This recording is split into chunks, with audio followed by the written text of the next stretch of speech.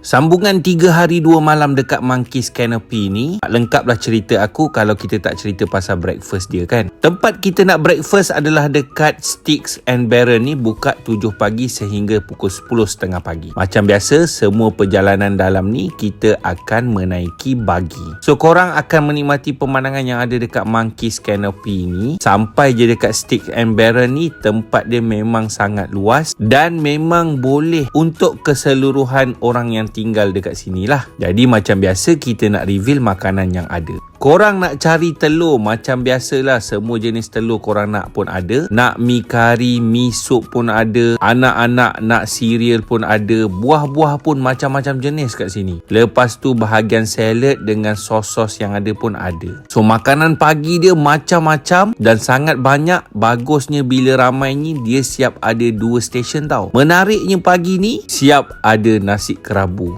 Tu yang mantap tu.